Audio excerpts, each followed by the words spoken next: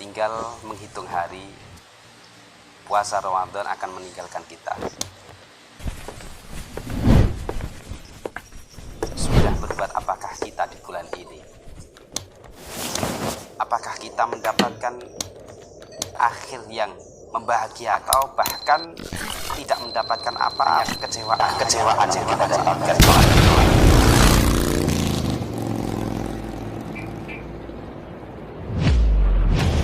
Suatu ketika Raja Dzulqarnain memerintahkan pasukannya, "Wahai pasukanku, ketika engkau melewati sungai itu, alangkah terkejutnya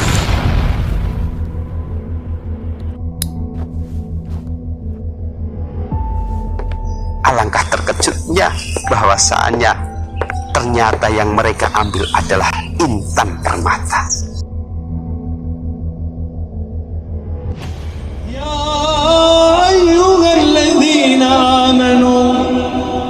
يا أيها الذين آمنوا كتب عليكم الصيام كما كتب على الذين من قبلكم لعلكم تتقون.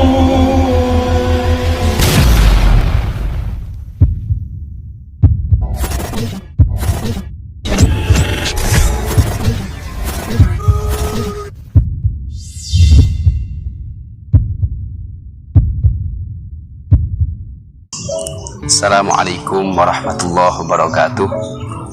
Hamdan syukurillah, wassalatu wassalamu ala rasulillah ibni abdillah wa ala alihi wa sahbihi wa mawalah, amma ba'd. Saudara-saudaraku,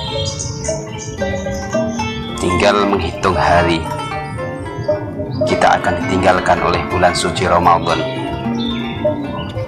Sebentar lagi kita akan ditinggalkan bulan suci Ramadan ini. Tapi sudah berbuat apakah kita di bulan ini? Sudah menjamu apakah kita dengan tamu istimewa, yakni bulan suci Ramadan? Ataukah kita hanya mengecewakan? Atau bahkan kita tidak mendapatkan apa-apa kecuali hanya mendapatkan ancaman dari Allah Subhanahu wa ta'ala. Saudara-saudaraku, ada 3 golongan di bulan suci Ramadan ini. Golongan pertama adalah golongan orang yang tidak memperdulikan sama sekali bulan suci Ramadan. Dia abai dengan bulan suci Ramadan, tidak menghiraukan apa yang ada dalam bulan suci Ramadan. Golongan kedua, dia hanya melakukan secukupnya saja di bulan suci Ramadan. Dia hanya sekedarnya saja melakukan amal ibadah di bulan suci Ramadan. Dia tidak maksimal melakukan kebaikan-kebaikan di bulan suci Ramadan. Dan ada golongan yang ketiga, yakni golongan yang paling beruntung, adalah golongan-golongan orang yang yakin akan kemuliaan bulan suci Ramadan. Dia melakukan amal ibadah dengan sebaik-baiknya.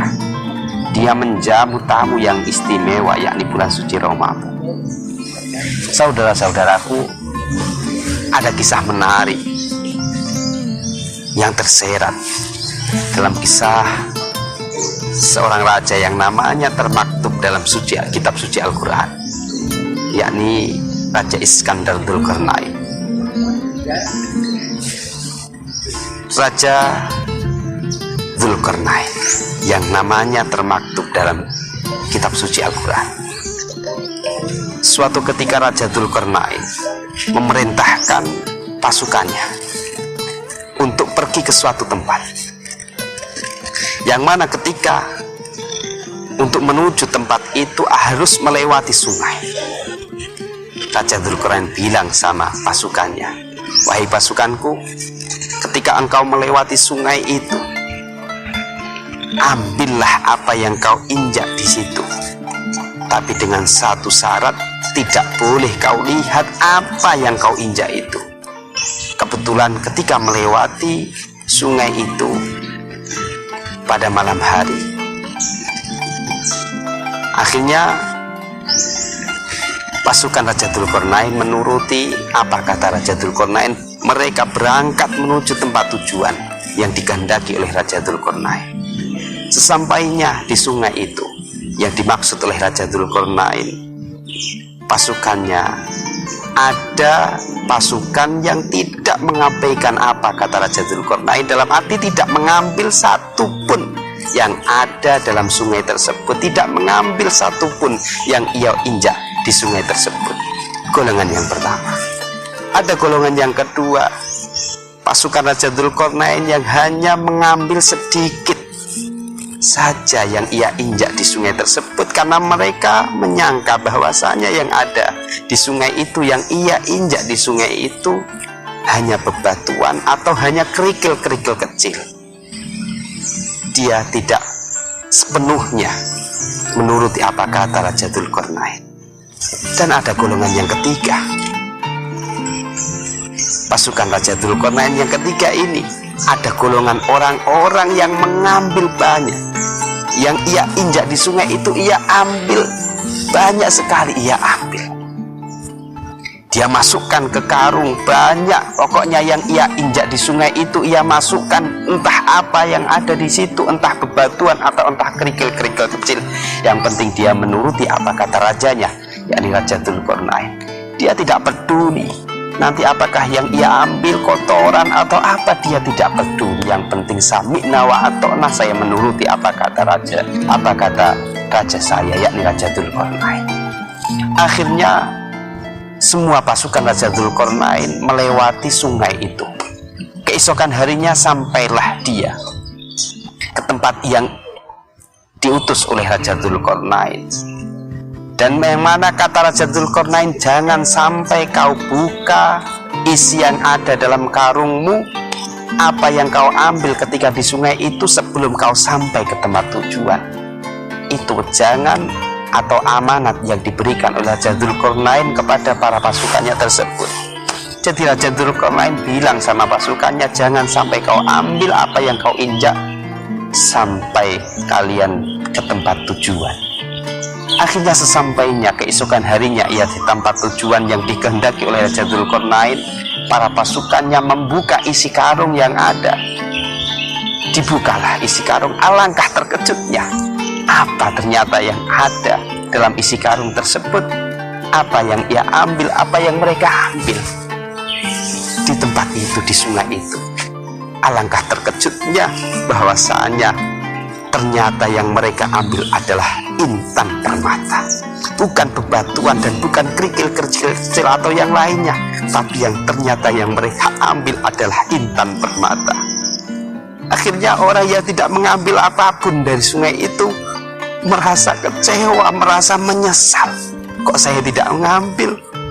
Alangkah ketika andaikan saya mengambil itu, alangkah menjadi orang kayanya saya, alangkah saya mempunyai harta yang banyak. Dia menyesal, sangat menyesal, beribu-ribu penyesalan. Tapi apa guna penyesalan? Golongan yang kedua, memang dia senang, memang dia sudah bahagia karena sudah mengambil intan permata walaupun hanya sedikit, tapi ada kekecewaan, ada ketidakpuasan dalam hati dia, ada tidak kepuasan dalam hati mereka. Karena dia tidak mengambil, dalam hatinya, kok saya tidak mengambil yang banyak, padahal itu intan permata, kok tidak saya ambil banyak, saya masukkan ke karung. Dia ada penyesalan dalam dirinya, dia hanya mengambil sekedarnya saja. Dan orang-orang yang ketiga adalah orang yang mengambil banyak, diambillah beberapa karung, dimasukkan beberapa karung. Dia merasa puas, mereka senang, merasa bahagia. Alhamdulillah, saya mendapatkan intan permata yang melimpah. Hasil sami'na wa ata'na, nurut kepada rajanya, Raja Dzulqarnain. Dia mendapatkan kebahagiaan, mendapatkan kepuasan hati batiniah yang puas. Itulah golongan yang ketiga, termasuk golongan yang beruntung. Para saudara-saudaraku, itulah gambaran kita di bulan suci Ramadan ini. Ada 3 golongan. Yang pertama, golongan yang menyesal karena tidak mengurusi, mengabaikan bulan suci Ramadan yang mulia ini. Ada golongan yang memang senang tapi masih ada kekecewaan, masih tidak ada kepuasan kelak di akhirat karena dia tidak menjalankan ibadah dengan sebaik-baiknya di bulan suci Ramadan. Dia kadang-kadang malas, kadang-kadang bosan dan lain sebagainya. Tapi ada golongan yang terakhir, termasuk golongan minas su'ada al-makbulin, termasuk golongan itu adalah golongan yang beruntung. Siapa itu? Adalah dia yang bisa mengambil kemanfaatan, dia yang bisa memuliakan bulan suci Ramadan, bisa memuliakan tamu yang istimewa, yakni bulan suci Ramadan. Maka kata Nabi, andaikan umatku tahu, andaikan manusia tahu apa yang ada dalam bulan suci Ramadan, pasti dia akan mengharapkan seumur hidupnya atau mengharapkan setahun full itu adalah bulan suci Ramadan. Itu kata Nabi Muhammad SAW. Para saudara-saudaraku, mumpung kita masih bisa memperbaiki diri, kita masih belum ditinggalkan oleh bulan suci Ramadan, alangkah baiknya kita tingkatkan amal kita di bulan suci Ramadan ini. Semoga kita semuanya mendapatkan kebahagiaan dan tidak mendapatkan kekecewaan kelak. Saudara-saudaraku, semoga kita termasuk orang yang beruntung di dunia maupun di akhirat. Assalamualaikum warahmatullahi wabarakatuh.